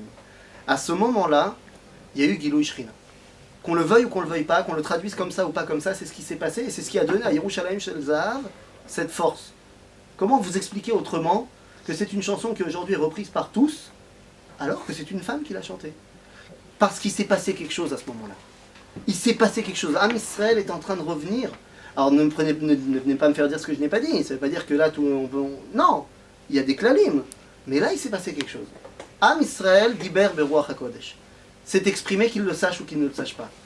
Et c'est ce qui s'est passé ici avec Myriam. Une fois qu'on a chanté, une fois qu'on s'est exprimé de cette union, eh bien nous terminerons sur le Makor Mispar Shmona Esre. Mispar Shva Esre, c'est ça. Makor Mispar Shva Esre, c'est la fin de la paracha. La fin de la paracha, elle nous parle, alors quelqu'un l'a évoqué, voilà, la manne. La question de savoir qu'est-ce qu'on va manger maintenant est là. Le seder. Mais cette question de qu'est-ce qu'on va manger, eh bien elle est répondue par la manne, et j'aimerais qu'on aille très très vite, mais c'est extraordinaire la manne. Qu'est-ce que Dieu il dit? Regardez. ואומר השם אל משה, הנני ממטיר לכם לחם מן השמיים, ויצא העם להקטו דבר יום ביומו, למען נעשינו על אלה בתורתי, אם לא. Cette manne, elle va servir de madad. Est-ce qu'ils vont dans ma Torah? Ils n'ont pas reçu la Torah. Donc qu'est-ce que ça veut dire? Ils vont dans ma Torah? Je ne sais pas, je vais voir dans 2 secondes. Mais Akadosh Baruch Hu va donner les directives de la manne. C'est quoi? Tous les jours, il faut prendre quoi? La partie que tu as besoin pour la journée, d'avar yom beyomo. Ok? והיה ביום השישי והכינו את אשר יביאו והיה משנה על אשר ילקטו יום יום. Deuxième directive de Dieu, le vendredi, double ration. Ok? ויראו בני ישראל, donc il y a combien de directives de Dieu? 2. À savoir, tous les jours tu prends chaque jour pour ce que tu as besoin de la journée. Le vendredi tu prends double ration, c'est ce que Dieu dit à qui? À Moshe. ויראו בני ישראל ויאמרו אש אל אחיו מן הוא כי לא ידעו מה הוא. Ce qui me fait simplement dire qu'ils parlaient quoi, quelle langue au quotidien? Non. Comment ils ont appelé ça? Man ou Kilo Yadou Ma ou Man, c'est de l'araméen. Ça veut dire ma. Ok? Ils l'ont appelé ma en araméen. C'est comme si vous disiez, c'est quoi ça? On appelle ça du quoi. Tu manges quoi aujourd'hui? Du quoi? C'est ça, Manou. Vayomer Moshe. Iné. Directive maintenant que Moshe transmet. Ish al yoter mimeno ad boker. N'en gardez pas plus pour le lendemain. C'est la première directive de Dieu, on est d'accord? Yofi. Ish al yoter mimeno ad boker. Velo shamu el Moshe. Évidemment, tu dis à un juif de faire Aleph. Qu'est-ce qu'il fait? Il fait bête, c'est normal. Tout va bien jusque-là. Velo shamu el Moshe. Vayotiru al anashim mimeno ad boker. Ils ont gardé. Et alors, qu'est-ce qui s'est passé? Vayarum tolaim vayivash. Vayiksof alehem Moshe. Donc ça a pourri, et Moshe il était grave vénère. Il se pas bien. Bon, qu'est-ce qu'ils font le lendemain? Ils se sont pris une raclée de Moshe, une trecha en Ashkenaz. Qu'est-ce qu'ils font le lendemain? Ils reprennent double ration? Ah, peut-être. Je sais pas, c'est des juifs. Disons qu'ils ont pris aussi le lendemain. Donc qu'est-ce qui est arrivé à cette manne? Elle a pourri aussi. Disons qu'un 3e jour, ils ont tenté le coup. Ça a pourri. C'est-à-dire qu'à un moment donné, ils vont comprendre ou ils vont pas comprendre? D'accord. Moshe, il leur a dit quoi? Combien de directives pour l'instant? Une. Ah oui. Il leur a pas parlé du vendredi. Arrive le vendredi, pitom. ויקטו אותו בבוקר איש כפי אוכלו וחם השמש ונמס ויהי ביום השישי לקטו לחם משנה. שני אומר. Les bruits ils ont fait ça. Toute la semaine, quand ils ont essayé de prendre et de garder, ça a pourri. Pourquoi ils prennent le vendredi 2 fois? Ah bah attends, faut pas être débile. Tu t'es pris une trecha de Moshe, ça pourrit tout le temps. Quel intérêt de continuer à prendre 2 fois? Non, c'était pas jeudi le 1er jour. Alors, comment on fait? Je sais pas, c'est bizarre. Ils ont pris 2 fois. Et qu'est-ce qu'il leur dit Moshe? Parce qu'il y a des shtinkerim, il y a des balances. Regardez. וחש ונמס ויהי ביום השישי לקטו לחם משנה שני אומרים לאחד ויבואו כל נשיאי העדה ויגידו למשה. Il y a des mecs qui ont pris 2 rations. Réponse de Moshe. Ah oui, oups, autant pour moi les gars, j'avais oublié. Vayomer Alehem, ou Asher Diber Hashem, effectivement, autant pour moi, je vous avais pas dit, mais effectivement, Dieu il m'avait dit que le vendredi vous devez prendre double ration, alors c'est très bien, prenez double ration. Et au fait, je vous dis aussi un 3e tip, ce que Dieu m'a dit, demain c'est Shabbat, il n'y aura pas de manne, venez pas en chercher. Donc Moshe il vient de donner une directive. Qu'est-ce qu'ils ont fait le lendemain? Ils sont allés en chercher, ils n'ont pas trouvé. Maintenant attendez, qu'est-ce qu'on voit? Qu'est-ce qu'on apprend ici? On apprend ici quelque chose de fantastique. Qui n'aurait pas pu être mentionné avant qu'on mette en osmose la Sgoula et la Bechira. Dieu il a voulu montrer, c'est quoi le test de cette manne? Aïm ayeler betorati imlo. Est-ce qu'ils vont dans mon chemin ou pas dans ma Torah? En d'autres termes, cette manne, elle a prouvé une chose, c'est que quand on dit aux Bnei Israël de faire quelque chose, ils ne font pas. Non, parce qu'on est Am Keshe Oref, on n'aime pas qu'on nous dise quoi faire, on est des Chutzpanim, c'est Besséder. Mais quand tu leur dis pas quoi faire, vous savez ce qu'ils font? Ils font Retzon Hashem. Moshe il leur a pas dit que le vendredi il fallait prendre double ration. Tu sais ce qu'ils ont fait d'eux-mêmes? Ils ont pris double ration. Ou Asher Diber Hashem. La manne, elle a prouvé que l'âme Israël, lorsqu'il est en osmose avec sa Sgoula et sa Bechira, intuitivement, il fait Retzon Hashem. Quoi? C'est la Torah qui a dit aux pionniers de venir reconstruire la terre d'Israël? Mais non, c'était pas des religieux. Ah, je parle pas de la Aliyah Rishona qui étaient des religieux. Mais Bilou et Acharem, c'est pas des religieux. C'est pas la Torah qui leur a dit de venir faire le sionisme. Et pourtant, c'est où Asher Diber Hashem. Lorsque tu laisses le Ham Israël et que tu lui fais confiance, eh bien il va te montrer qu'il fait exactement Retzon Hashem. C'est quelque chose qu'on n'aurait pas pu dévoiler avant la Kriyat Yam Souf. Une fois qu'on a mis d'accord la Sgoula et la Bechira, on montre que notre identité intérieure, elle est en accord avec nos Ma'asim. Dieu il n'a pas besoin de me dire quoi faire, je vais faire Retzon Hashem. Et une fois que tout ça a été mis en place, et c'est par là qu'on termine, alors Ham Israël est prêt cette fois à prendre pour la première fois, petit à petit, hein, ça va être un truc quand même assez petit à petit, mais pour la première fois on est prêt à prendre notre destinée en main au niveau politique, et donc la fin, on ne pouvait pas terminer cette paracha sans la première guerre qui va être menée par nous. ויאמר, ויבוא עמלק וילחם עם ישראל ברפידים, ויאמר משה אל יהושע, בחר לנו אנשים וצא להילחם בעמלק. Il y a quelques minutes, il y a quelques temps, il leur avait dit Hachem yilachem lachem. Mais là, tout a changé. Certes, je vais vous aider, les mains, tout ça, machin. Mais c'est les Yilachem ba'Amalek avec le Ham Israël. C'était quand cette Milchemet Amalek? Bien, il suffit de faire un tout petit calcul, simplement avec les versets, pour savoir que c'était Kafret Be'iyar. La première guerre, la première entrée. On veut le calcul, on veut le calcul. Tu veux le calcul? C'est pas compliqué. On sait quand est-ce qu'on est sorti de Midbar Sinai, de Midbar Tzin, ça c'est marqué clairement dans la Torah. Ensuite, on nous dit que donc le 23 Iyar, on est sorti Midbar Sin pour aller à Refidim. Maintenant, il y a marqué les Maséyem, donc ça veut dire qu'il y a eu 2 Massaot, et ça elles sont marquées dans Parashat Masé, donc on sait qu'il y en a eu 2. Ce qui fait qu'il y a eu un jour de Massa, un jour de Nach, un jour de Massa, un jour de Nach. Et donc on est déjà au 27. Et il dit, Machar, c'est la Machar. Donc c'est le 28. Ce qui fait que le 28 Iyar, il y a eu la première guerre que le peuple juif a menée, c'est-à-dire que la première entrée sur la scène politique du peuple juif, c'est le 28 du mois de Iyar, la première guerre politique. C'est pas pour rien que donc c'est également le 28 du mois de Iyar que celui qui a prophétisé le retour de la Malchut Israël, Shmuel Hanavi, s'est éteint. Aïloula de Shmuel Hanavi, c'est le 28 du mois de Iyar. C'est pas non plus donc pour rien que cette Iloula a été fêtée par les hommes de Jérusalem, y compris celui qui est venu en Israël le 28 Iyar, qui est arrivé en Israël le 28 Iyar, celui qui a représenté au niveau de la Torah la résurrection nationale du peuple juif, à savoir le Rav Kook. Et c'est donc pas pour rien, et ce n'est pas anodin, que lorsqu'Akadosh Baruch Hu a décidé de véritablement libérer la ville de la Meloucha, la ville de la royauté d'Israël, par l'intermédiaire de ses serviteurs Hatzanchanim, Ve Chativat Yerushalayim, eh bien, la libération de Jérusalem s'est faite le 28 Iyar. Rabotai, cette paracha, elle vient tout simplement nous dire, voilà, maintenant on a montré qu'on est capable de sortir d'Égypte et de prendre la destinée du monde et du peuple juif en main. Et la preuve, c'est qu'on est capable de le faire dans les actes, avec la manne, avec la Milchemet Amalek. Maintenant qu'on est prêt et qu'on a pris notre place au monde, et aux yeux du monde, il ne restera plus à Kadosh Baruch Hu que de faire une chose, nous donner cette fameuse Torah. Maintenant, savoir comment est-ce qu'on va gérer Matan Torah, Gilui Shrina, ça on verra la prochaine fois. Chazak U'Bo.